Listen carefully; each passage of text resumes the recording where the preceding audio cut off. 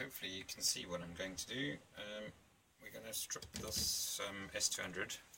This is the target version with the adjustable cheek piece. You're going to need the S200 tool that normally comes with a new rifle. If not, you can buy them from gun shops or Julian at Air Arms Spares, eBay, wherever else.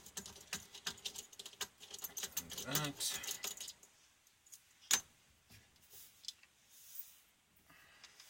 Little nut, and there's also a washer in there often. Then you need a flat screwdriver to undo this.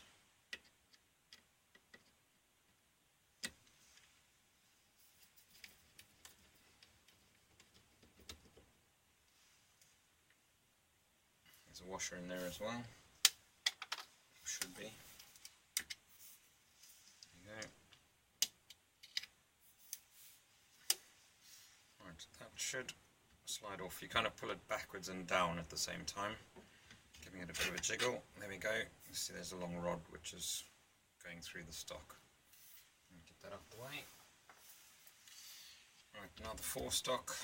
There's two little bolts in there. Not sure exactly what size they are. I think it's a 2.5mm. Yep, looks like it.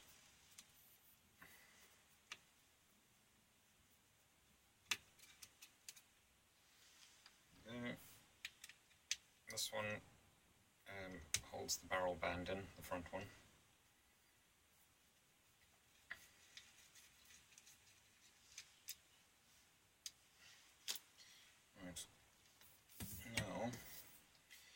Sometimes, well, depending on what you've got on this, they do sometimes come with a little plastic thing on to tie up the end of the barrel. Sometimes you've got slip-on silencers, sometimes the barrels have been threaded. Whatever the case is, you'll normally need to get the silencer out the way before you can take the air cylinder off. So, do that. Okay. Right, the air cylinder should just unscrew.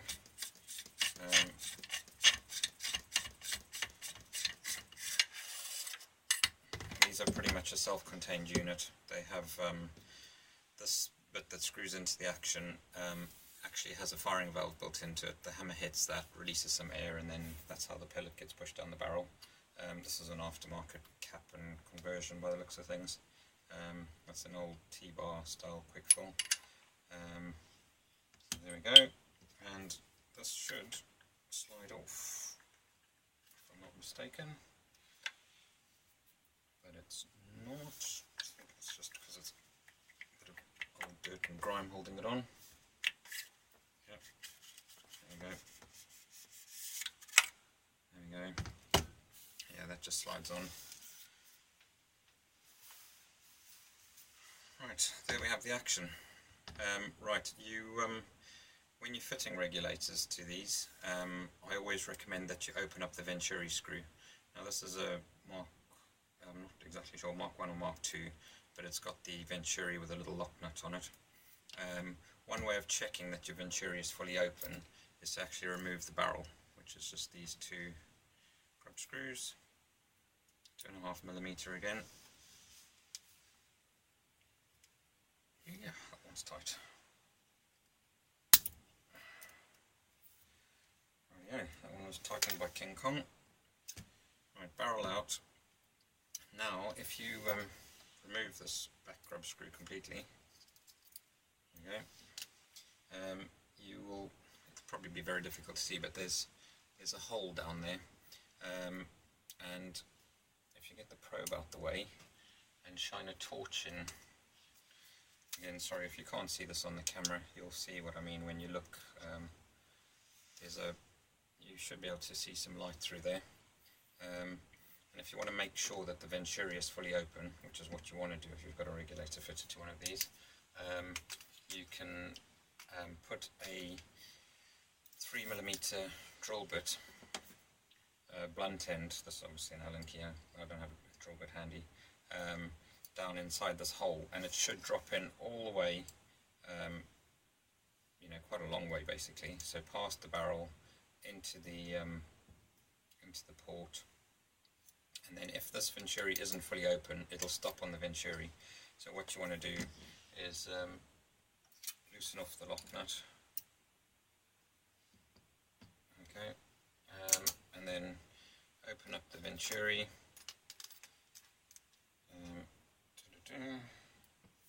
until the 3mm drill bit passes that.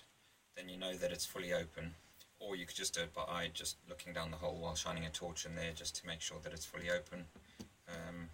I'll obviously double check this one with the drill bit when I get a minute. Right, so that's that. The venturi would be fully open. Then you can obviously put the barrel in and set it back up. On these older models, they had a slot in the back which allowed you to use a screwdriver to adjust them. Very handy, because you just get a big flat bladed screwdriver and you tighten it to turn the power up, you loosen it to turn the power down. Very simple. You know, obviously if you're making the adjustments, crown your rifle, make sure it's legal. Keep it under the legal limit. There's no point having your gun set at 11.99 foot-pounds. It serves you no purpose, and all it does is give you the risk of it going over and you're going to jail and losing your rifle. So set it at a reasonable power. That'll obviously increase your shot count if you turn the power down, and probably keep you out of trouble. Right, on the newer rifles, the Mark IIIs, this has a blanking, like a little shear bolt in it, and to get to the adjuster inside, because there'll be a short grub screw on the inside, there is this little shear, it's a bolt with a shear head on it. You have to get that out to be able to adjust the screw on the inside.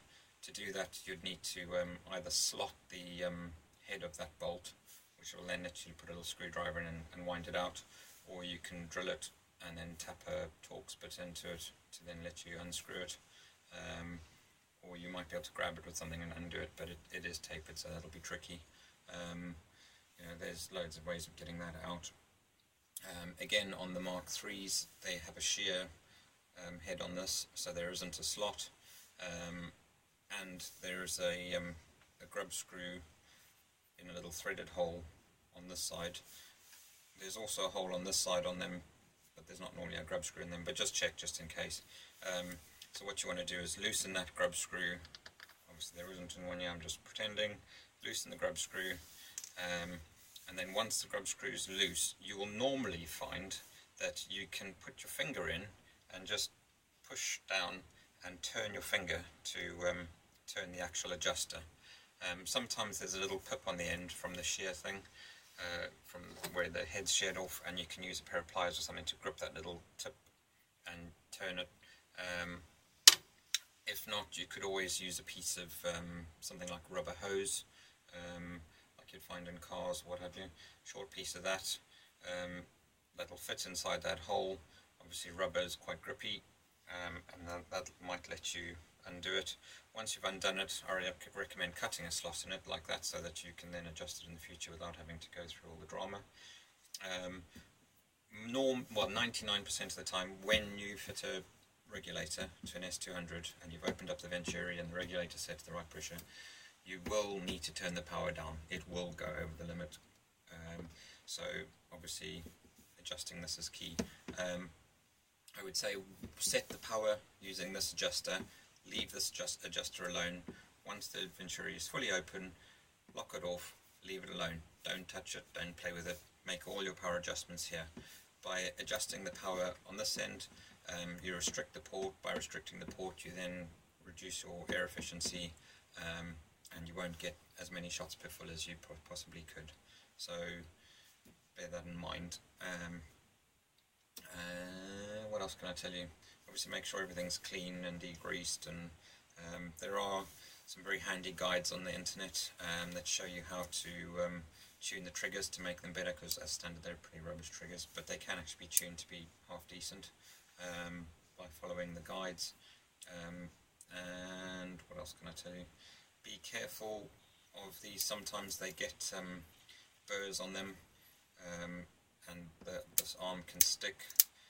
If that sticks when the hammer shoots forward, like at the moment it's cocked, which means this thing's back, if this doesn't go all the way back, you know, if there's some grime in there, or it's not tightened into your stock properly, or you may have a custom stock and this is getting stuck sort of halfway, what happens is when you pull the trigger, the hammer shoots forward, hits the bar before hitting the firing valve, so that'll slow down the hammer and then give you a low power shot, or it may even not fire at all. You need to make sure that when you cock it, this goes back automatically. It goes back all the way, should be resting on there. You can normally see that sticking out the top of the stock. If it's not, you're going to have problems. It's not your regulator, it's nothing else. It's this little arm getting caught or stuck or maybe squashed. You know, if this is squashed in a stock, you see there, it's just a little plastic thing. So you know, it can cause problems if it's not properly fitted in the stock. What else can I tell you about these? Not a lot really, that's it.